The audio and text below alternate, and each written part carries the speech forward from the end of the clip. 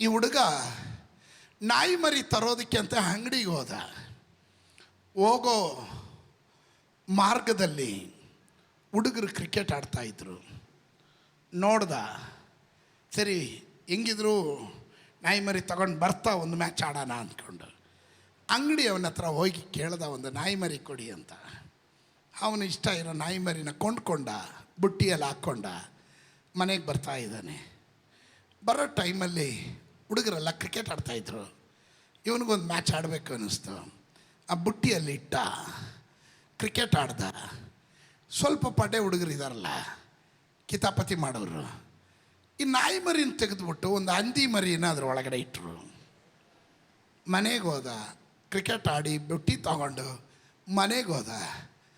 ಅಮ್ಮನ ಹತ್ರ ಅಮ್ಮ ಕೇಳಿದ್ರು, ಏನೋ ಮಗ ನಾಯಿ ಮರಿ ತಂದೇನೋ? ತಂದೆ ಅಮ್ಮ, ಬ್ಯೂಟಿಫುಲ್, ತುಂಬ ಚೆನ್ನಾಗಿದೆ, ನೋಡು ಎಷ್ಟು ಮುದ್ದಾಗಿದೆ ಅಂದ. ತೆಗೆದು ನೋಡಿದ್ರೆ ಹಂದಿ ಮರಿ. ಅಮ್ಮ ಕೇಳಿದ್ರು, ನಾನು ನಿನಗೆ ನಾಯಿ ಮರಿ ತಗೊಂಬ ಅಂದರೆ ನೀನು ಒಂದು ಹಂದಿ ಮರಿ ತಂದಿದ್ಯಲ್ಲೋ?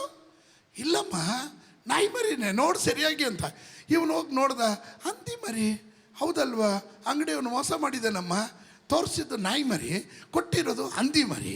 ಇವನು ವಾಪಸ್ ಹೋಗ್ತಾನೆ. ಅವನಿಗೆ ಮಾಡ್ತೀನಿ ಇವತ್ತು, ಸರಿ ಮಾಡ್ತೀನಿ ಅಂತ ಹೇಳಿ ಅಂಗಡಿಯವನ್ನ ಗುಣಗುಟ್ತಾ ಅಂಗಡಿಯವನ ಹತ್ರ ಕೋಪಿಸ್ಕೊಂಡು ಹೋಗ್ತಾ ಇದ್ದಾನೆ. ಹೋಗೋ ಮಾರ್ಗದಲ್ಲಿ ತಿರ್ಗಾ ಕ್ರಿಕೆಟ್ ಮ್ಯಾಚ್ ಆಡ್ತಾಯಿದ್ರು. ಇವನಲ್ಲಿ ಬುಟ್ಟಿ ಇಟ್ಟ, ಕ್ರಿಕೆಟ್ ಮ್ಯಾಚ್ ಆಡ್ದ. ಹುಡುಗರಿಗೆ ಗೊತ್ತಾಯಿತು, ಓಹೋ ಇವನು ಎಕ್ಸ್ಚೇಂಜಿಗೆ ಹೋಗ್ತಾ ಇದ್ದಾನೆ ಅಂತ. ಈ ಹಂದಿ ಮರಿ ತೆಗೆದುಬಿಟ್ಟು ನಾಯಿ ಮರಿ ಇಟ್ಟ. ಅವ್ರು ನಾಯಿ ಮರಿ ಇಟ್ಟರು. ಅಂಗಡಿ ಅವನ ಹತ್ರ ಇವನು ಹೋದ ಬುಟ್ಟಿ ತಗೊಂಡೋಗಿ, ಏನಯ್ಯ ಹುಡುಗ ಅಂತ ಮೋಸ ಮಾಡ್ತೀಯ? ನಾನು ಕೇಳಿದ್ದು ನಾಯಿ ಮರಿ, ನೀನು ಕೊಟ್ಟಿರೋದು ಹಂದಿ ಮರಿ, ಈ ಥರ ಇನ್ನೂ ಎಷ್ಟು ಜನಕ್ಕೆ ಮೋಸ ಮಾಡಬೇಕಂತಿದ್ಯಾ ನೋಡು ಅಂದ. ಅಲ್ಲಿ ನೋಡಿದ್ರೆ ನಾಯಿ ಮರಿ. ತಿರ್ಗಾ ಬಂದ. ಇವು ಸರಿಯಪ್ಪ ನಮ್ಮದೇ ತಪ್ಪಾಯಿತು ಅಂತೇಳಿ ವಾಪಸ್ ಬಂದ. ತಿರ್ಗಾ ಕ್ರಿಕೆಟ್ ಆಡ್ತಾಯಿದ್ರು, ಒಂದು ಮ್ಯಾಚ್ ಆಡ್ದ. ಅದೇ ಹುಡುಗರು ತಿರ್ಗಾ ಹಂದಿ ಮರಿ ಇಟ್ಟರು, ನಾಯಿ ಮರಿ ತೆಗೆದ್ರು. ಮನೆಗೆ ಹೋದ, ಅಮ್ಮನಿಗೆ ಹೇಳ್ದ, ಅಮ್ಮ ನಮಗೆ ಮಿಸ್ಟೇಕ್ ಆಗಿದ್ದಮ್ಮ, ಅಂಗಡಿಯವ್ರದ್ದಲ್ಲ, ಅವನು ಕೊಟ್ಟಿದ್ದು ನಾಯಿ ಮರಿನೇ, ನಮ್ಮ ಕಣ್ಣು ಸರಿಯಾಗಿ ನೋಡಿಲ್ಲ, ಸರಿಯಾಗಿ ನೋಡು ಅಂತೇಳಿ ತಿರ್ಗಾ ನೋಡಿದ್ರೆ ಹಂದಿ ಮರಿ. ಇವನಿಗೆ ಕೋಪ ಬಂತು. ಕಡೆಗೆ ಒಂದು ಮಾತು ಹೇಳ್ದ, ಆ ಹಂದಿ ಮರಿನ ನೋಡ್ಬಿಟ್ಟು ಹೇಳ್ದ, ಹಂದಿ ಮರಿಯೇ, ನೀನು ಹಂದಿಯಾಗಿರ್ಬೇಕಂದ್ರೆ ಹಂದಿಯಾಗಿರು, ನಾಯಿ ಆಗಿರ್ಬೇಕಾದ್ರೆ ನಾಯಿ ಆಗಿರು. ಅಲ್ಲಿ ನಾಯಿ ಇಲ್ಲಿ ಹಂದಿ, ಇಲ್ಲಿ ಹಂದಿ ಅಲ್ಲಿ ನಾಯಿ, ಬೇಡ ನೀನು ಹಂದಿ ಆಗಿರು, ಇಲ್ಲ ನಾಯಿ ಆಗಿರು ಅಂತ. ಇದರ ಮಾರಲ್ ನಿಮ್ಗೆ ಅರ್ಥ ಆಗಿರ್ಬೋದು. ಸ್ತೋತ್ರ. ಇದರ ನೀತಿ ಪಾಠ ನಿಮ್ಗೆ ಅರ್ಥ ಆಗಿರ್ಬೋದು. ಸ್ತೋತ್ರ. ಹೇಳದೇ ಇದ್ದಾಗ ಅರ್ಥ ಮಾಡ್ಕೋತೀರನ್ನ ಭಾವನೆ ಇದೆ.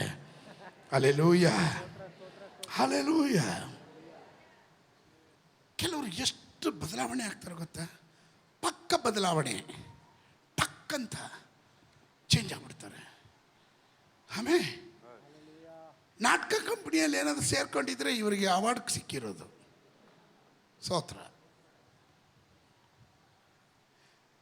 ಯೋಶುವನ ಪುಸ್ತಕ 21:45 ಹೇಳುತ್ತೆ, ಆತನು ಇಸ್ರಾಯೇಲರಿಗೆ ಮಾಡಿದ ಅತಿ ಶ್ರೇಷ್ಠ ವಾಗ್ದಾನಗಳಲ್ಲಿ ಒಂದು ತಪ್ಪಿ ಹೋಗಲಿಲ್ಲ, ಎಲ್ಲ ನೆರವೇರಿತು ಅಂತ. ಎಲ್ಲ ನೆರವೇರಿದವು. ಬಿಕಾಸ್ ದೇವರು ಮಾತು ಕೊಟ್ಟು ತಪ್ಪುವವನಲ್ಲ. ಪ್ರಲಾಪಗಳ ಪುಸ್ತಕ 3:22, ನಾವು ಉಳಿದಿರುವುದು ದೇವರ ಕರುಣೆ, ಆತನ ಕೃಪಾವರಗಳು ನಿಂತು ಹೋಗಲಿಲ್ಲ. ದಿನವೂ ಹೊಸದಾಗಿ ಒದಗುತ್ತವೆ. ನಿನ್ನ ಸತ್ಯಸಂಧತೆಯು ದೊಡ್ಡದು. ನಿನ್ನ ಸತ್ಯಸಂಧತೆ ಅಂತ ಇದೆಯಲ್ಲ, your faithfulness, ನಿನ್ನ ನಂಬಿಗಸ್ತತನ ದೊಡ್ಡದು ಅಂತ. ಕನ್ನಡದಲ್ಲಿ ಸತ್ಯಸಂಧತೆ ಅಂತ ಇದೆಯಲ್ಲ, ಅದು ನಂಬಿಗಸ್ತತನ, ಅದು ದೊಡ್ಡದು. That's so important.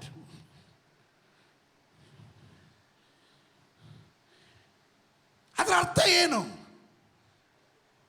When we say my God is faithful, we declare that his promises never fail. ನಾವು ಯಾವಾಗ ನನ್ನ ದೇವರು ನಂಬಿಗಸ್ತನು ಅಂತ ನಾವು ಡಿಕ್ಲೇರ್ ಮಾಡ್ತೀವೋ, ಅವನ ವಾಗ್ದಾನಗಳು ಒಂದು ನಮ್ಮ ಜೀವನದಲ್ಲಿ ತಪ್ಪಿ ಹೋಗಲ್ಲ. ಚಾಲೆಂಜ್ ಮಾಡ್ತೀನಿ, ಒಂದು ತಪ್ಪಿ ಹೋಗಲ್ಲ. ಡಿಲೇ ಆಗ್ಬೋದು, ಡಿನೇ ಆಗಲ್ಲ. ತಡ ಆಗಬಹುದು, ಆದ್ರೆ ನಿನ್ನನ್ನು ಅದರಿಂದ ತಪ್ಪಿ ಹೋಗೋದಕ್ಕೆ ಬಿಡಲ್ಲ.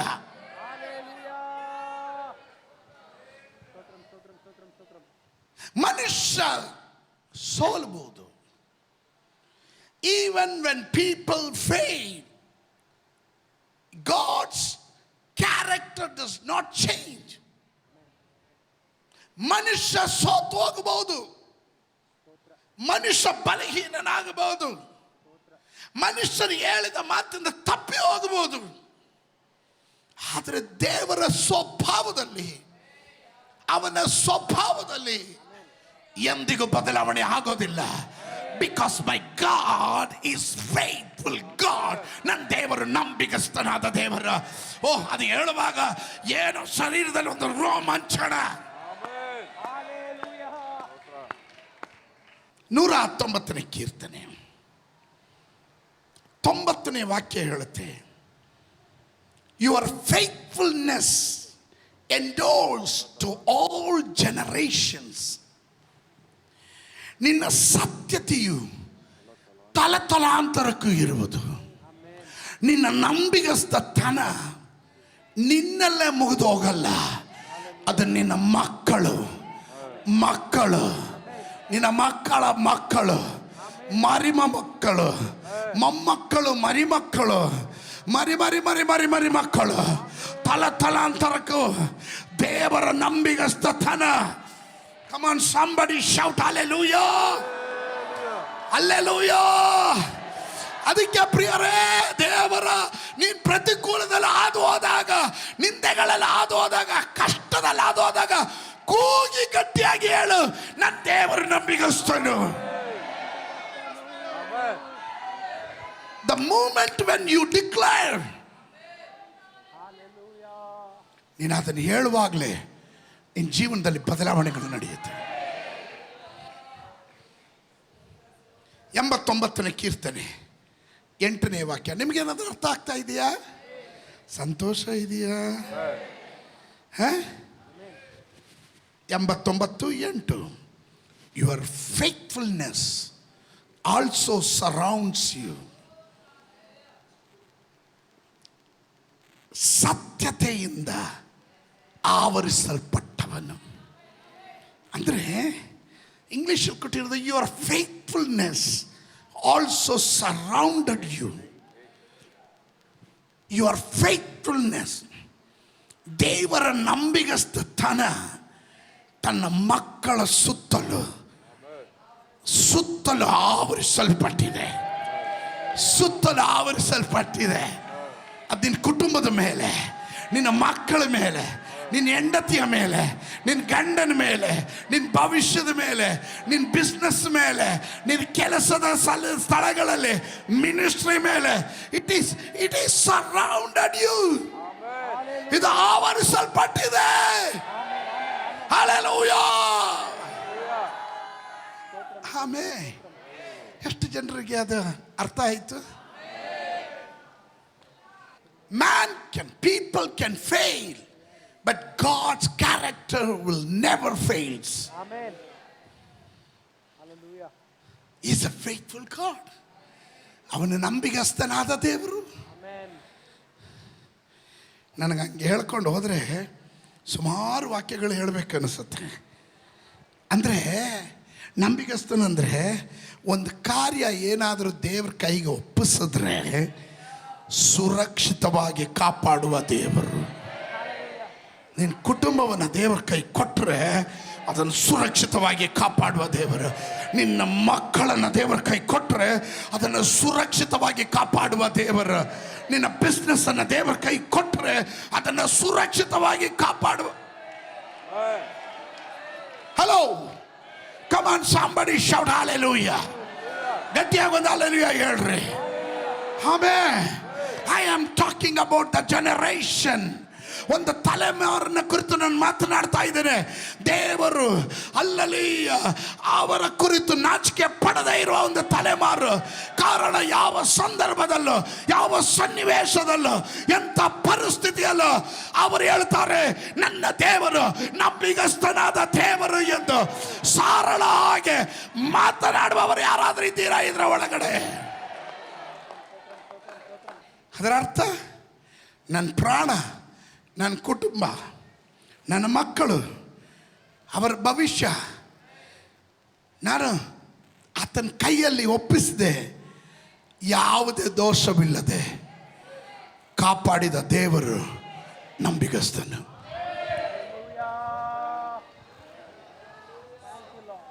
ನಾನು ಅಲ್ಲಿ ಕುತ್ಕೊಂಡು ನೀವೇನಾದರೂ ಇಲ್ಲಿಂದ ಇದು ಹೇಳಿದರೆ ಜಿಗದಾದ್ರೂ ಒಂದೆರಡು ಸ್ತೋತ್ರ ಹೇಳ್ತಿದ್ದೆ. ಯಾಕಂದರೆ ನಿಮ್ಮಲ್ಲಿ ಕೆಲವರಿಗೆ ಇದು ಅರ್ಥ ಆಗಿಲ್ಲ ಅನ್ನಿಸ್ತಾ ಇದೆ. ಏನು ಬರ್ರಿ ನಂಬಿಗಸ್ತ ಅಂತ ಇದ್ದಾರೆ ಅಂತ. ತಲೆ ಒಳಗಡೆ ಹೋಗ್ತಾ ಇಲ್ಲ, ತಲೆ ಮೇಲ್ಗಡೆ ಹೋಗ್ತಾ ಇದೆ ಅಂತ. ತಲೆ ಮೇಲ್ಗಡೆ ಅಲ್ಲ ಸರ್, ತಲೆ ಒಳಗಡೆ ಹಾಕಿ. ಜೇನುತುಪ್ಪ ಅಂತ ಪೇಪರಲ್ಲಿ ಬರೆದ್ಬಿಟ್ಟು ನೆಕ್ಕಿದ್ರೆ ನಿನಗೇನು ಸ್ವೀಟ್ ಸಿಗುತ್ತೆ? ಜೇನುತುಪ್ಪ ನೆಕ್ ನೋಡು, ಅವಾಗ ಗೊತ್ತಾಗುತ್ತೆ ಸಿಹಿ ಅಂದರೆ ಏನು ಅಂತ. ಆಮೇಲೆ 91ನೇ ಕೀರ್ತನೆ 4ನೇ ವಚನ ಹೇಳುತ್ತೆ, ಆತನ ಸತ್ಯತೆ ಅಂತ ಇದೆಯಲ್ಲ, ಅದು ಆತನ ನಂಬಿಗಸ್ತತನವು ನಿನಗೆ ಖೇಡ್ಯವು ಗುರಾಣಿಯೂ ಆಗಿದೆ. ನಿನಗೇನಾಗಿದೆ? ಖೇಡ್ಯವು ಗುರಾಣಿಯೂ ಆಗಿದೆ. ಸಂರಕ್ಷಣೆ ಶತ್ರುವಿಗೆ. ಅವನೇನಾದರೂ ಓಡಿದ್ರೆ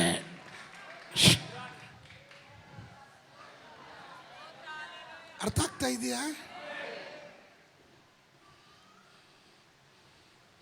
His faithfulness is shield.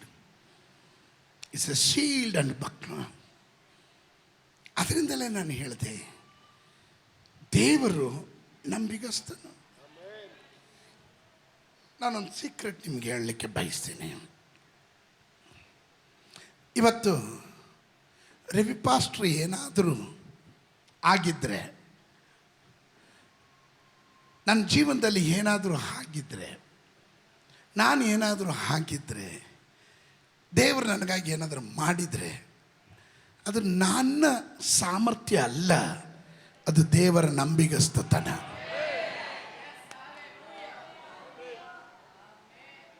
ಚಿಕ್ಕ ವಿಷಯವಾಗಲಿ, ದೊಡ್ಡ ವಿಷಯವಾಗಲಿ, ಸಣ್ಣ ವಿಷಯವಾಗಲಿ, ದೊಡ್ಡ ವಿಷಯವಾಗಲಿ, ದೇವರು ನನ್ನ ಜೀವನದಲ್ಲಿ ನಾನು ಆಸೆ ಪಟ್ಟಿದ್ದಕ್ಕಿಂತ, ಬೇಡಿದ್ದಕ್ಕಿಂತ, ಯೋಚಿಸೋದಕ್ಕಿಂತ ಅತ್ಯಧಿಕವಾಗಿ ಸ್ತೋತ್ರ.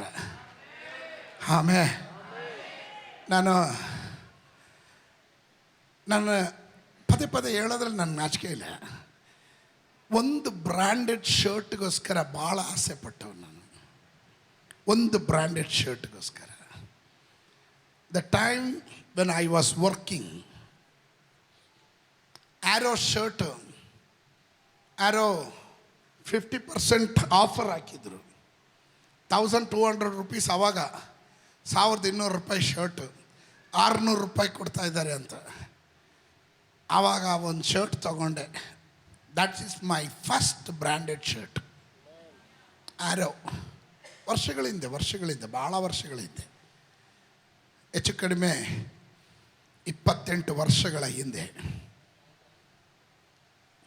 ಆ ಶರ್ಟು ಉಜ್ಜಿದ್ದೀನಿ ಅಂದರೆ ಕಡೆಗೆ ಅದ್ರ ದಾರ ಎಲ್ಲ ಕಾಣಿಸೋದು. ಅಷ್ಟು ಸವದೋದ್ರೂ ಬಿಟ್ಟಿಲ್ಲ ನಾನು. ಸ್ತೋತ್ರ. 600 ರೂಪಾಯಿಗೆ ವಸೂಲಿ ಮಾಡಿದ್ದೀನಿ. ಕೊಟ್ಟಿದ್ದು 600 ರೂಪಾಯಿ. ಆಗ ದೇವ್ರ ಹತ್ರ ನಾನು ಕೇಳ್ತಾ ಇದ್ದಿದ್ದು, ಒಳ್ಳೆ ಬ್ರ್ಯಾಂಡೆಡ್ ಶರ್ಟ್ ನಾನು ಹಾಕಬೇಕು ಅಂತ. ಕಳೆದ ದಿನ ನನ್ನ ಶರ್ಟ್ಗಳನ್ನೆಲ್ಲ ಸ್ತೋತ್ರ ಮಧ್ಯಪ್ರದೇಶ ವಿಶಾಲವಾದದ್ರಿಂದ ಕೆಲವೊಂದು ಬಟನ್ಗಳು ಹಾಕಕ್ಕಾಗ್ತಾ ಇರಲಿಲ್ಲ. ಸ್ತೋತ್ರ. ಸತ್ಯವಾಗಿ ನುಡಿತಾ ಇದ್ದೀನಿ. ಯಾಕಂದರೆ ಸತ್ಯ ಸಂದನಾದ ದೇವ್ರ ಕುರಿತು ಮಾತಾಡಿಬಿಟ್ಟು ನಾನೇ, ಯಾಕಂದರೆ ಬಟನ್ ಹಾಕಕ್ಕಾಗ್ತಿಲ್ಲ ಅಂದರೆ ಮಟನ್ ಜಾಸ್ತಿ ತಿಂತೀನಿ.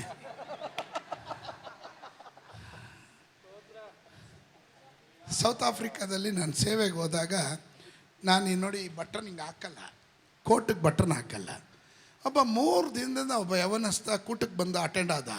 ಅವ್ನು ನನ್ನ ಸೇವೆಯನ್ನು ಅಬ್ಸರ್ವ್ ಮಾಡಿದ್ನೋ ಏನು ಕಥೆನೋ ಗೊತ್ತಿಲ್ಲ. ಕಡೆ ದಿನ ಬಂದು ನನ್ನ ಹತ್ರ ಹೇಳ್ದ, I attended all your sermons pastor, it was fantastic, ತುಂಬ ಚೆನ್ನಾಗಿತ್ತು, ಭಾಳ ಸಂತೋಷ ಆಯಿತು. ಐ ಹ್ಯಾವ್ ಎ ಡೌಟ್, ಒಂದು ಕ್ವಶನ್ ಕೇಳಲ್ಲ ಅಂದ. ಹ್ಞೂ ಅಂದೆ. ನಾನೇನೋ ಬೈಬಲಲ್ಲಿ ಕೇಳ್ತೀನಿ ಅಂತ ಕೇಳ್ತಾನೆ ಅಂದ್ಕೊಂಡೆ. ಅವ್ನು ಕೇಳ್ದ, pastor why you are not putting the button ಅಂದ. ಸೋತ್ರ. ನಾನು ಏನು ಹೇಳೋದು, ತಕ್ಷಣ ದೇವರು ನನಗೊಂದು ಆಲೋಚನೆ ಕೊಟ್ಟನು. ಅವನಿಗೆ ನಾನು ಹೇಳಿದೆ, I eat lot of mutton so I cannot put button ಅಂದೆ.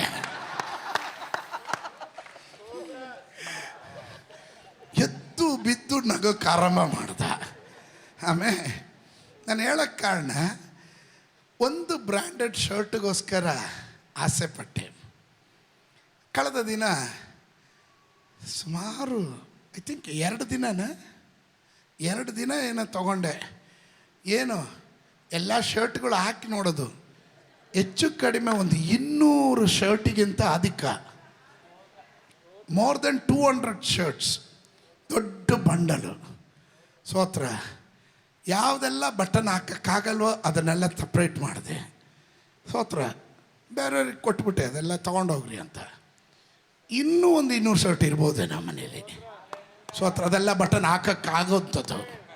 ನಾನು ಹೇಳಲಿಕ್ಕೆ ಕಾರಣ, ಸೊ ಬ್ಯೂಟಿಫುಲ್ ಸ್ಮಾಲ್ ಥಿಂಗ್ಸ್, ಚಿಕ್ಕ ವಿಷಯಗಳಾದರೂ ನೀನು ಆಸೆ ಪಡೋದನ್ನು ದೇವರು ನಿನ್ನ ಕೈಗೆ ತಂದು ಕೊಡ್ತಾನೆ. ತಟ್ಟಿದ್ರೆ ಸರಿಯಾಗಿ ತಟ್ಟ್ರಿ, ಇಲ್ಲ ತಟ್ಟಬೇಡ್ರಿ. ನಾನು ಹೇಳ್ತೇನೆ ಚಪ್ಪಾಳೆ ತಟ್ಟಕ್ಕೆ.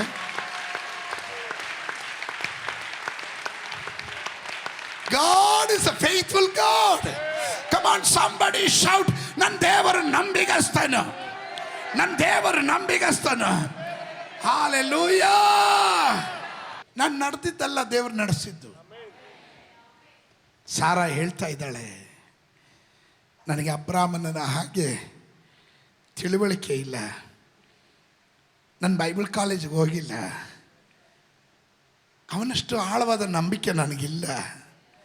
ಆದರೆ ಈ 25 ವರ್ಷಗಳ ಕಾಲ ನಾನೊಂದು ಅನುಭವಿಸಿದ್ದೀನಿ, ನನ್ನ ದೇವರು ನಂಬಿಗಸ್ತನು.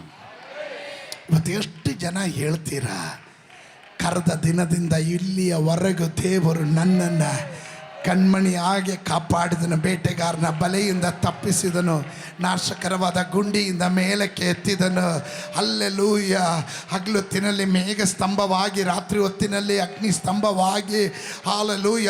ಹಾವುಗಳು ಚೇಳುಗಳು ಎಷ್ಟೊಂದು ತುಂಬಿ ತುಳುಕ್ತಾ ಇರುವಾಗಲೂ ಯಾವುದೇ ಒಂದು ವಿಷಕರವಾದ ಹಾವಾಗಲಿ ಚೇಳಾಗಲಿ ಕಚ್ಚದೆ ನನ್ನನ್ನು ಕಾಪಾಡಿದ ದೇವರು. ನಿನ್ನ ಎಡಗಡೆ 1000 ಬಲಗಡೆ 10,000 ಸತ್ತು ಬಿದ್ದರು ನಿನಗೆ ಯಾವ ಕೇಡು ಸಂಭವಿಸೋದಿಲ್ಲ ಅಂತ ಹೇಳಿದ ದೇವರು, ನನ್ನ ದೇವರು ನಂಬಿಗಸ್ತನಾದ ದೇವರು. ಯಾರು ಇದನ್ನ ಹೇಳ್ತಾರೋ, ಯಾರು ಅನುಭವದಿಂದ ಹೀಗೆ ನುಡಿತಾರೋ ಅವರ ಕುರಿತು ದೇವರು ಹೇಳ್ತಾನೆ, ನಾನು ಅವರ ದೇವರಂತ ಹೇಳೋದ್ರಲ್ಲಿ ನಾನು ನಾಚಿಕೆ ಪಡೋದಿಲ್ಲ. ನನ್ನ ಜೀವನದಲ್ಲಿ ನಡೆದ ಬಿಡುಗಡೆಗಳೆಲ್ಲ ನಾನು 21-40 ಉಪವಾಸ ಮಾಡಿದಾಗಲ್ಲ, ಜಾಸ್ತಿ ಬಿಡುಗಡೆ ಸಿಕ್ಕಿರೋದು. ಸೀಕ್ರೆಟ್ ನಾನು ಹೇಳ್ತೀನಿ. ಆ ಸೀಕ್ರೆಟ್ ನಿಮ್ಗೆ ಹೇಳ್ಬೇಕಂದ್ರೆ ಆ ವಾಕ್ಯ ಓದಿದ್ರೇ ಗೊತ್ತಾಗೋದು. ಇಬ್ರಿಯರಿಗೆ ಬರೆದ ಪತ್ರಿಕೆ 11:11ಕ್ಕೆ ಬನ್ನಿರಿ. Book of Hebrew chapter 11:11. 11:11ಕ್ಕೆ ಬನ್ನಿ. ಇದಲ್ಲದೆ ಸಾರಳು ವಾಗ್ದಾನ ಮಾಡಿದ ಆತನನ್ನು ನಂಬತಕ್ಕವನೆಂದೆಣಿಸಿ, ಅವನ ನಂಬಿಗಸ್ತನು ಎಂದು ಎಣಿಸಿ, ತಾನು ಪ್ರಾಯ ಮೀರಿದವಳಾಗಿದ್ದರು ನಂಬಿಕೆಯಿಂದಲೇ ಗರ್ಭವತಿ ಆಗುವುದಕ್ಕೆ ಶಕ್ತಿಯನ್ನು ಹೊಂದಿದಳು. The moment when you open your mouth and confess, ನೀವು ಬಾಯಿ ತೆರೆದು ಅರಿಕೆ ಮಾಡುವಾಗ, ನನ್ನ ದೇವರು ನಂಬಿಗಸ್ತನು ಅಂತ ಯಾವಾಗ ನೀನು ಹೇಳ್ತೀಯೋ, ಪರಲೋಕದ ಶಕ್ತಿ ಅವಳು ಹೊಂದಿದಳು ಎಂದು ಬರೆದಿದೆ. The moment when you say, my God is a faithful God, ನನ್ನ ದೇವರು ನಂಬಿಗಸ್ತನು ಅಂತ ನೀನು ಹೇಳುವಾಗ, ಪರಲೋಕದ ಶಕ್ತಿ ನಿನ್ನ ಮೇಲೆ ಇಳಿದು ಬರುವಂಥದ್ದಾಗಿ, ಅಸಾಧ್ಯವಾದದ್ದನ್ನು ಮಾಡೋದಕ್ಕೆ, ನಿರ್ಜೀವವಾಗಿರುವುದಕ್ಕೆ ಜೀವ ಕೊಡೋದಕ್ಕೆ, ಚಲನೆ ಇಲ್ಲದೆ ಇರೋದಕ್ಕೆ ಚಲಿಸುವಂತೆ ಮಾಡೋದಕ್ಕೆ, ನಿರ್ಬಲವಾಗಿರೋದಕ್ಕೆ ಬಲ ತುಂಬೋದಕ್ಕೆ, ನಿನಗಾಗದೇ ಇರುವ ಕಾರ್ಯಗಳನ್ನು ನಿನ್ನ ಮೂಲಕ ಮಾಡೋದಕ್ಕೆ.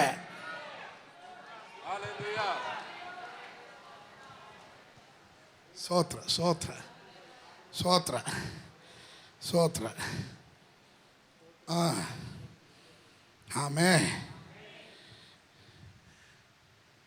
the moment ಸಾರಾ, ಈಗ ಎಷ್ಟು ಅವಳಿಗೆ ವಯಸ್ಸು? 90. ಎಷ್ಟು ವಯಸ್ಸು? ಅವಳ ಮುಟ್ಟು ನಿಂತೋಗಿದೆ. ಅವಳ ಮಗುವನ್ನು ಹೆರುವ ಸಾಮರ್ಥ್ಯ ಅವಳಿಗಿಲ್ಲ. ಅವಳ ಗರ್ಭಚೀಲವು ನಿರ್ಬಲವಾಗಿದೆ. ಹ್ಯೂಮನ್ಲಿ ಸ್ಪೀಕಿಂಗ್, ಮಾನಸಿಕವಾದ ಬುದ್ಧಿಯಿಂದ ಯೋಚನೆ ಮಾಡಿದ್ರೆ ಇಟ್ ಈಸ್ ಹೈಲಿ ಇಂಪಾಸಿಬಲ್, ಸಾಧ್ಯವಿಲ್ಲ. ನಿರ್ಬಲಾವಸ್ಥೆಯಲ್ಲಿರುವ ಅವಯವಗಳನ್ನು, ಜೀವ ಇಲ್ಲದೆ ಇರುವ ಅವಯವಗಳಿಗೆ ಜೀವ ಕೊಡೋದಿಕ್ಕೆ, ಇದನ್ನು ಸ್ವಲ್ಪ ಗಮನಿಸ್ರಿ.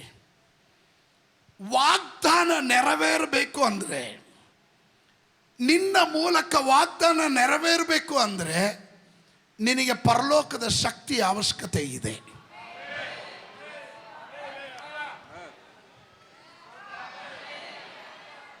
ಹೊರಗಡೆ ನೋಡಿದ್ರೆ ಯು ಆರ್ ವೀಕ್, ಬಟ್ ಪರಲೋಕದ ಶಕ್ತಿ ನಿನ್ನ ಮೇಲೆ ಇಳಿದು ಬಂದರೆ ನಿನ್ನ ನಿರ್ಬಲವಾಗಿರುವ ಅವಯವಗಳಿಗೆ, ಜೀವ ಇಲ್ದಿರೋ ಅವಯವಗಳಿಗೆ, ಇಂಪಾಸಿಬಲ್ ಆಗಿರುವ ಅವಯವಗಳು, ಅದು ಮಗುವನ್ನು ಏರೋದಕ್ಕೆ ಸಾಮರ್ಥ್ಯವನ್ನು ಉಂಟು ಮಾಡುತ್ತೆ. ಅವಳು ಗರ್ಭವತಿ ಆಗತಕ್ಕಂತೆ ಪರಲೋಕದ ಶಕ್ತಿ ಅವಳ ಮೇಲೆ ಇಳಿದು ಬಂದಿತ್ತು. ಇವತ್ತು ಕೆಲವರ ಮೇಲೆ ಆ ಪರಲೋಕದ ಶಕ್ತಿ ಇಳಿದು ಬರುವಂಥದ್ದಾಗಿದೆ. ನಿನಗೆ ಅಸಾಧ್ಯವಾದದ್ದು ನಿನ್ನ ಮೂಲಕ ದೇವರು ಮಾಡಿಸೋದಿಕ್ಕೆ ನಿನ್ನ ಬಲದಿಂದ ಅಲ್ಲ, ಪರಲೋಕದ ಬಲದಿಂದ ದೇವರು ಕೆಲವರನ್ನ ಅಭಿಷೇಕ ಮಾಡಕ್ಕೆ ಹೋಗ್ತಾ ಇದ್ದಾನೆ. ಎಷ್ಟು ಜನ ಅದನ್ನು ನಂಬ್ತೀರಾ? ಎಷ್ಟು ಜನ ಅದನ್ನು ನಂಬ್ತೀರಾ? ಮುಂದಿನ ತಲೆಮಾರಿಗೆ ಜನ್ಮ ಕೊಡೋಕ್ಕೆ, ಮುಂದಿನ ತಲೆಮಾರನ್ನು ಎಬ್ಬಿಸುವ ಶಕ್ತಿ ನಿನ್ನ ಒಳಗಡೆ ದೇವರಿಟ್ಟಿದ್ದಾನೆ. ಅದು ನಂಬೋರು ಮಾತ್ರ ಆಮೇಲೆ ಹೇಳ್ರಿ. ಇದ್ದೀರಾ ನೀವು? ನನ್ನ ಜೊತೆ ಇದ್ದೀರಾ?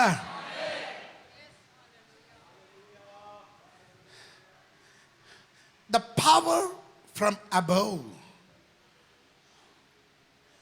The power from above.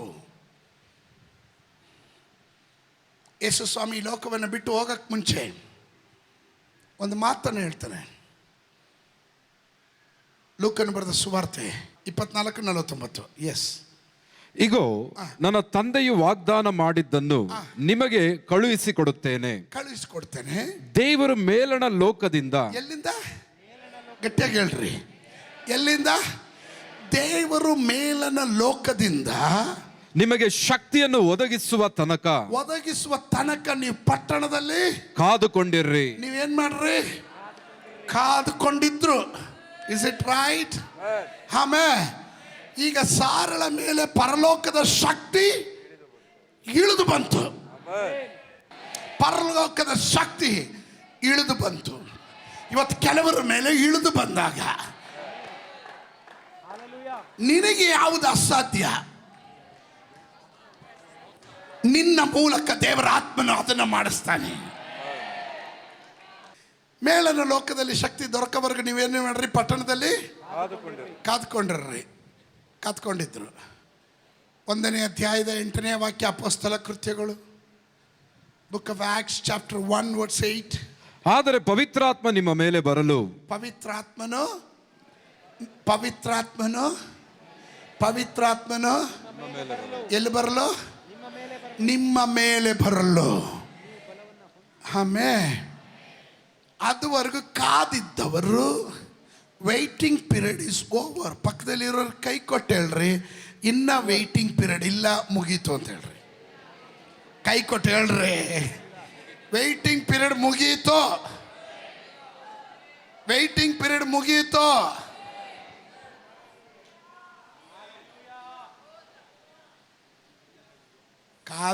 ಕಾದಿರು ಅಂದರು. ಕಾದಿದ್ವಿ. ಸೋತ್ರ ಕುಂತ ಜಾಗ ಎಲ್ಲ ಸೋತ್ರ ಸೀದೋಗ್ತಾ ಇದೆ. ಕಾದಿತ್ತು.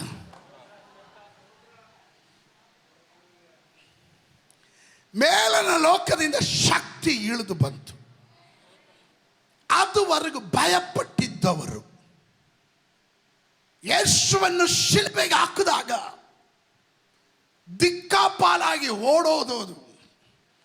ಮೇಲನ ಲೋಕದಿಂದ ಶಕ್ತಿ ಅವರ ಮೇಲೆ ಇಳಿದು ಬರಲು ಅವರು ಯುದಾಯ, ಸಮರ್ಯ, ಯೆರೂಸಲೇಮಿನಲ್ಲೂ, ಯುದಾಯದಲ್ಲೂ, ಸಮರ್ಯದಲ್ಲೂ, ಭೂಲೋಕದ ಕಡೆವರೆಗೂ ದೇವರಿಗೆ ಸಾಕ್ಷಿ ಆಗತಕ್ಕಂತೆ. ಹಲ್ಲೆಲೂಯಾ. ಇದ್ದೀರಾ ನೀವು ನನ್ನ ಜೊತೆ? ಅರ್ಥ ಆಗ್ತಾ ಇದೆಯಾ? ನಿಮ್ಮಿಂದ ಏನು ಮಾಡಕ್ಕಾಗಲ್ವೋ ಮೇಲನ ಲೋಕದಿಂದ ದೇವರ ಶಕ್ತಿಯನ್ನು ಕಳಿಸಿ ನಿಮ್ಮ ಮೂಲಕ ಮಾಡಿಸ್ತಾನೆ. ಗರ್ಭ ಧರಿಸಿದ ಯಾರು? ಸಾರಳಿಗೆ ಸಾಮರ್ಥ್ಯ ಇತ್ತಾ? ಅವಳು ಮಗು ಇರೋದಕ್ಕೆ ಅವಳಿಗೆ ಸಾಮರ್ಥ್ಯ ಇತ್ತಾ? ಅವಳು ಪ್ರಾಯ ಮೀರಿದವಳಾಗಿದ್ಲ?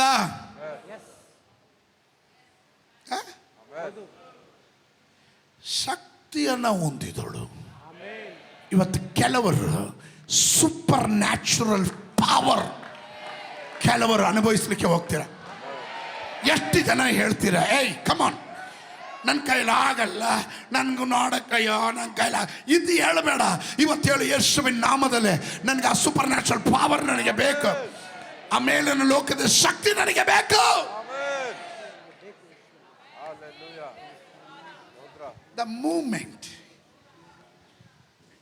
ನಿಮ್ಗೆ ಅರ್ಥ ಆಗ್ತಾ ಇದೆಯಾ? ಅರ್ಥ ಆಗ್ತಾ ಇದೆಯಾ? ನನ್ನ ಪ್ರಸಂಗ ಸ್ಟೈಲೇ ಅಲ್ಲ, ನಿಮಗೋಸ್ಕರ ಸ್ಲೋ ಆಗಿ ಹೋಗ್ತಾ ಇದ್ದೀನಿ. ನಾನು AK-47 ಈಗ ನಾಡ ಬಂದೂಕಂತರ ಹೊಡಿತಾ ಇದ್ದೀನಿ. ಸ್ತೋತ್ರ. ದೇವರು ಅವಳ ಮೇಲೆ ಸೂಪರ್ ನ್ಯಾಚುರಲ್ ಆಗಿರುವಂಥ ಶಕ್ತಿಯನ್ನು ರಿಲೀಸ್ ಮಾಡಿದನು. ಹಲ್ಲೆಲೂಯಾ. ರಿಲೀಸ್ ಮಾಡಿದನು. ನಾನು ಯೋಚನೆ ಮಾಡಿದೆ, ಇದು ಎಲ್ಲಿಂದ ಸ್ಟಾರ್ಟ್ ಆಯಿತು? ದ ಮೂಮೆಂಟ್ ಶಿ ಡಿಕ್ಲೇರ್ಡ್, ಅವಳು ಹೇಳಿದ್ಲು, ಮೈ ಗಾಡ್ ಇಸ್ ಫೇತ್ಫುಲ್ ಗಾಡ್, ನಮ್ಮ ದೇವರು. ಆಗ ಪರಲೋಕದಿಂದ ಶಕ್ತಿ, ಅವಳು ಗರ್ಭ ಧರಿಸೋದಕ್ಕೆ ಶಕ್ತಿ ಹೊಂದಿದಳು. ಆಮೇಲೆ hallelujah. So there is a power in the declaration. ಅದಕ್ಕೆ ಕೆಲವರು ಬಾಯಿ ಎತ್ತಿದ್ರೆ, ಮಾತೆತ್ತಿದ್ರೆ, ನಾನು ಸತ್ತೋಗ್ಬಿಡ್ತೀನಿ. ಓಕೆ, ಸತ್ತೋದ್ರೆ ಭಾರತ ಸರ್ಕಾರಕ್ಕೆ ದೊಡ್ಡ ನಷ್ಟ. ಪ್ರಧಾನಿ ರಾಜೀನಾಮೆ ಕೊಟ್ಬಿಡ್ತಾರೆ. ಸ್ತೋತ್ರ. ಇಲ್ಲ ಅಮೇರಿಕದ ಟ್ರಂಪ್ ಇನ್ನು ಮೇಲೆ ನಾನು ಪ್ರೆಸಿಡೆಂಟ್ ಆಗಲ್ಲ ಅಂತಾನ. ನೀನು ಸತ್ತರೆ ನಿನ್ನ ಮನೆಗೆ ನಷ್ಟ, ನಿನ್ನ ಹೆಂಡ್ತಿಗೆ ನಷ್ಟ, ನಿನ್ನ ಮಕ್ಕಳಿಗೆ ನಷ್ಟ, ನಿನಗೆ ನಷ್ಟ.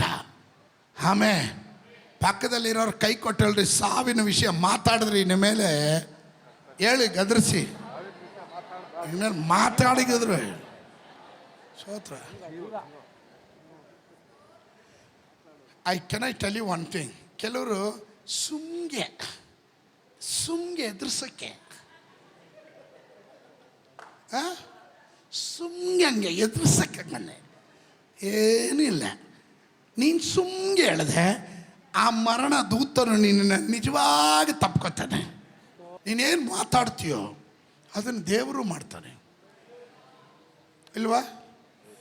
ಪಾಸ್ಟರ್, ಯೋಬನ ಪುಸ್ತಕ 22:28. ಯಾವುದನ್ನು ಸಂಕಲ್ಪಿಸಿಕೊಳ್ಳುವೆಯೋ ಯಾವುದನ್ನು ಸಂಕಲ್ಪಿಸಿದೆಯೋ ಅದು ನಿನಗೆ ನೆರವೇರುವುದು. ಹಾಗಾದರೆ ಇಂಗ್ಲೀಷಲ್ಲಿ ಹಿಂಗೆ ಹೇಳ್ತಾರೆ, one thing I declare and also the same thing god establish for us. ಆಮೇಲೆ ನೀನು ಏನು ನುಡಿತೀಯೋ ಅದನ್ನೇ ದೇವರು ಮಾಡ್ತಾರೆ. ಆಮೇಲೆ ಇದ್ದೀರಾ?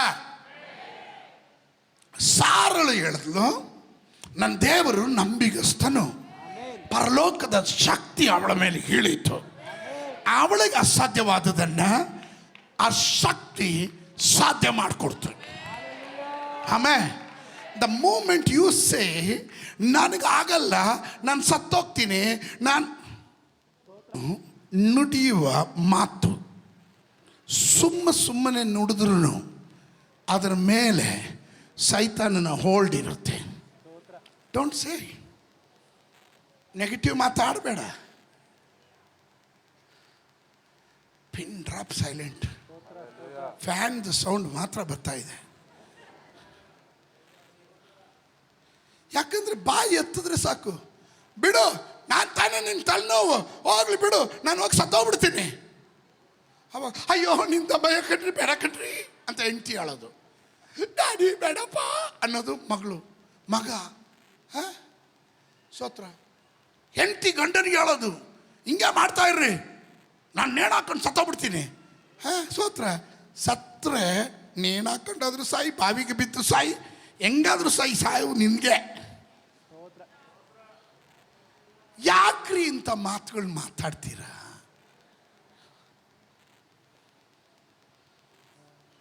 ಪಕ್ಕದಲ್ಲಿರೋ ಕೈ ಕೊಟ್ಟು ಹೇಳ್ರಿ, ಜೀವ ನುಡಿರಿ, ಮರಣ ಅಲ್ಲ ನುಡಿಬೇಕಾಗಿರೋದು. ಆ ಮರಣದ ಆತ್ಮನನ್ನು ಯೇಸುವಿನ ನಾಮದಲ್ಲಿ ಒದ್ದು ಹೊರಗಡೆ ಹಾಕ್ತೀನಿ ಅಂತ ಹೇಳ್ರಿ, ಬಾಯಿಂದ ಹೇಳ್ರಿ. ಯೇಸುವಿನ ನಾಮದಲ್ಲಿ ಆ ಮರಣದ ಆತ್ಮನನ್ನ ನನ್ನ ಮನತನದಿಂದಲೇ ಕಿತ್ತೋಗಿದ್ದೇನೆ. Everybody needs the power from above.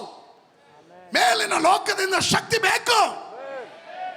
ಆದರೆ ಬಾಯಲ್ಲಿ ಆಡೋದೆಲ್ಲ ನೆಗೆಟಿವ್ ಮಾತು. ಎಲ್ಲಿ ಮೇಲಿನ ಶಕ್ತಿ ಬರುತ್ತೆ? ಸ್ತೋತ್ರ. ಸೈತಾನ್ ತಗೊಂಬತ್ತಾನೆ ಶಕ್ತಿ, ಅವನ ಆಳ್ವಿಕೆ ಮಾಡ್ತಾನೆ ನಿನ್ನೊಳಗಡೆ ಬಂದು. ಅಯ್ಯೋ ನಾನು ಎಷ್ಟು ಓದಿದ್ರು ನನ್ನ ತಲೆಗೆ ಹತ್ತಲ್ಲ, ನನ್ನ ದಡ್ಲು, ನನ್ನ ದಡ್ಡ, ನನ್ನ ತಲೆ ಹಂಗೆ, ನನ್ನ ಬುದ್ಧಿ ಇಲ್ಲ, ನನಗೆ ಯಾರು ಬೇಡ, ಯಾರಿಗೂ ನನ್ನ ಕಂಡ್ರೆ ಆಗಲ್ಲ, ನಾನು ಹಿಂಗೆ, ನಾನು ಬಡವ, ನನ್ನನ್ನು ಕಂಡ್ರೆ ಯಾರಿಗೂ ಇಷ್ಟ ಇಲ್ಲ. ಇದೆಲ್ಲ ನೀನೇ ಹೇಳಿ ನೀನೇ ಬರೆಸ್ಕೊಂಡೆ. ದೇವರು ಹೇಳಿದ್ರು ಸಮೃದ್ಧಿಯಾಗಿ ಆಶೀರ್ವಾದ ಮಾಡಬೇಕು ಅಂದ್ಕೊಂಡಿದ್ದೆ. ಸಾರಾ 90 ವರ್ಷದ ಮುದುಕಿ ಮುಟ್ಟು ನಿಂತೋಗಿದೆ. ಮಕ್ಕಳನ್ನು ಹೆರುವ ಪ್ರಾಯ ಮೀರೋಗಿದೆ. ಗರ್ಭಚೀಲದಲ್ಲಿ ಬಲ ಇಲ್ಲ. ಮಗುವನ್ನು ಸ್ವಾಭಾವಿಕವಾಗಿ ಏರುವ ಸಾಮರ್ಥ್ಯ ಇಲ್ಲ. ಆ ಸಂದರ್ಭದಲ್ಲಿ 75ನೇ ವರ್ಷದಲ್ಲಿ ಹಲ್ಲೆಲೂಯ, ದೇವರು ಅಬ್ರಾಮನಿಗೆ ಮಾಡಿದ ವಾಗ್ದಾನ ಅದು ನೆರವೇರತಕ್ಕಂತೆ, ಇವಳ ಮೂಲಕ ನೆರವೇರತಕ್ಕಂತೆ, ಇವಳಿಗೆ ಸಾಮರ್ಥ್ಯ ಇಲ್ಲ, ಇವಳ ಪ್ರಾಯ ಮುಗಿದೋಗಿದೆ. ಆದರೆ ದೇವರು ಕಂಡುಕೊಂಡನು, ಇವಳು ನಂಬಿಗಸ್ತನು ಅಂತ ಹೇಳಿದೆ ತಡ. ಪರಲೋಕದ ದೇವರು ಅವಳ ಮೇಲೆ ಶಕ್ತಿಯನ್ನು ಇಳಿಸಿದನು. There is a power in the tongue.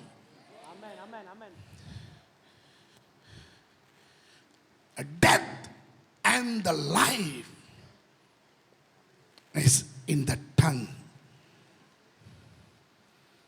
ನಿನ್ನ ಬಾಯಿಯ ಮಾತಿನಲ್ಲಿದೆ ಜೀವವು ಮರಣವು. When negative things comes in front of you, ನಿನ್ನ ಮುಂದೆ ನಕಾರಾತ್ಮಕವಾದ ಕ್ರಿಯೆಗಳು ಬಂದಾಗ ಡೋಂಟ್ ಅಕ್ಸೆಪ್ಟ್, ಅಂಗೀಕರಿಸಬೇಡ.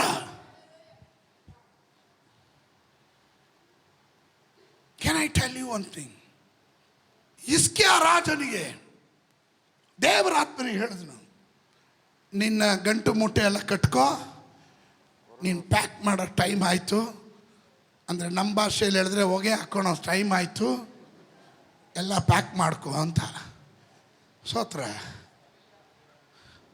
ಓಕೆ ದೇವ್ರೆ, ತಲೆ ಉತ್ತರ ದಿಕ್ಕಲ್ಲಿ ಇಡ್ಲ, ದಕ್ಷಿಣ ದಿಕ್ಕಲ್ಲಿ ಹಾಕ್ಕೊಂಡು ಮಲ್ಕೊಳ್ಳ. ಸೋತ್ರ ಎಲ್ಲರೂ ನೆಂಟರನ್ನೆಲ್ಲ ಕರೆಸಿ, ಫೋಟೋಗ್ರಾಫರ್ನೆಲ್ಲ ಕರೆಸಿ ಚೆನ್ನಾಗಿರೋ ಫೋಟೋ ಹೊಡ್ಕೊಂಬಿಡ್ರಪ್ಪ ರಾಜನ್ ಥರ. ಅವನು ಹಂಗೆ ಮಾಡೋಕ್ಕೆ ಹೋಗಲಿಲ್ಲ.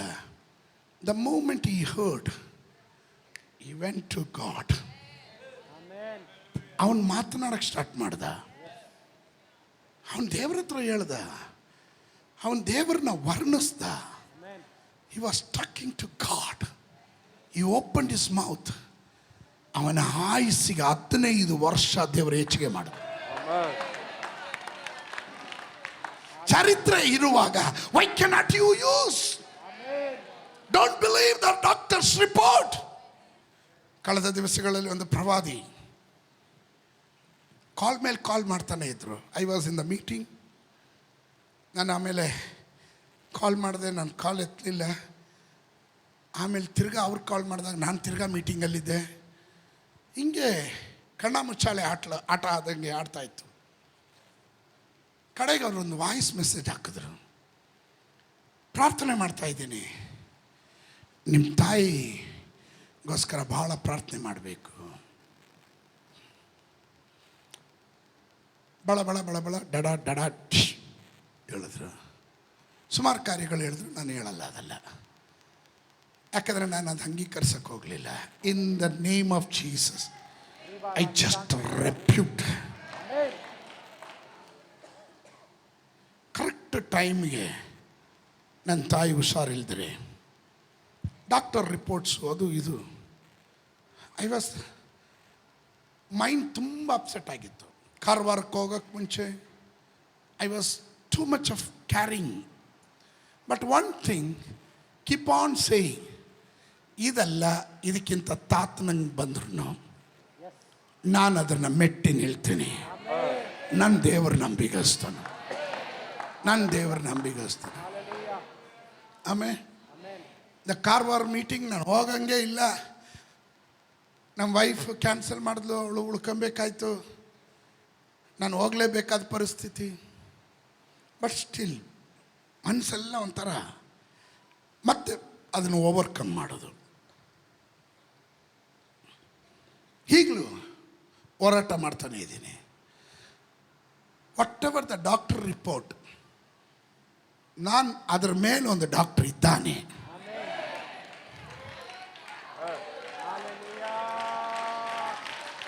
ಅದರ ಮೇಲೊಂದು ಡಾಕ್ಟರ್ ಇದ್ದಾನೆ. ಆಮೇಲೆ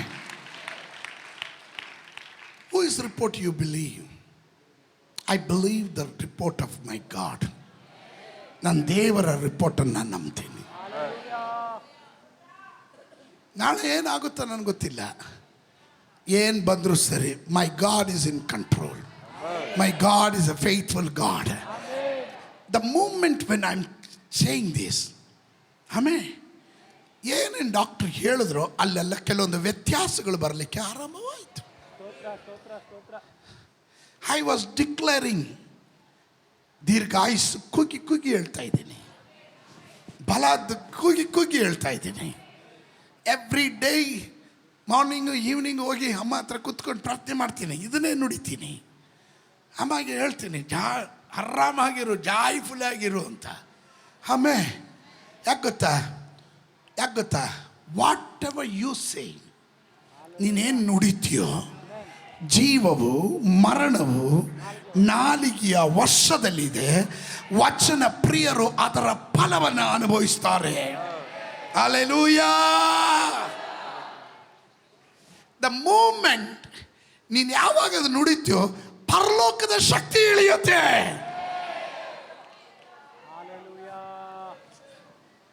The moment when you speak, my God is a faithful God.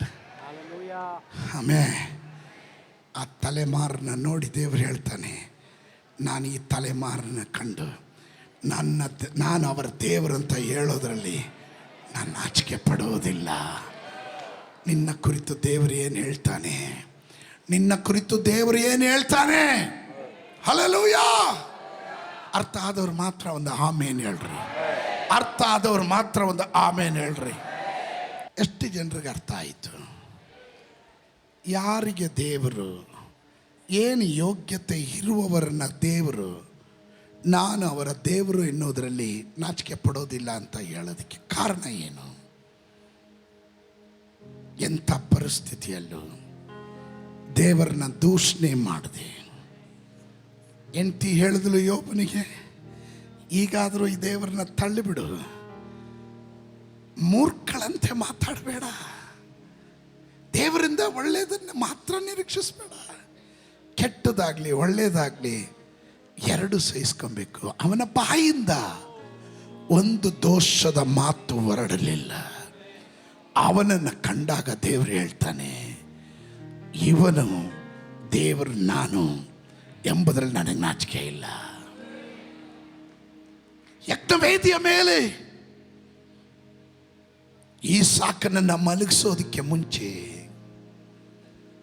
ಮಗ ಕೇಳ್ತಾನೆ, ಅಪ್ಪ ಸೌದೆ ಇದೆ, ಕತ್ತಿ ಇದೆ, ಯಜ್ಞಕ್ಕೆ ಬೇಕಾದ ಕುರಿ ಅಲ್ಲಪ್ಪ ಅಂದಾಗ ಯೆಹೋವ ಈರೇ ಅಂತ ಹೇಳುವಾಗ ಪರಲೋಕದ ದೇವರು ಹೇಳ್ತಾರೆ, ಇಂಥವನ ಕುರಿತು ನಾನು ಹೇಳ್ತೇನೆ, ಇವನು ನನ್ನ ಮಗ, ಇವನು ನನ್ನ ಮಗ ಅಂತ ಹೇಳೋದ್ರಲ್ಲಿ ನಾನು ನಾಚಿಕೆ ಪಡೋದಿಲ್ಲ.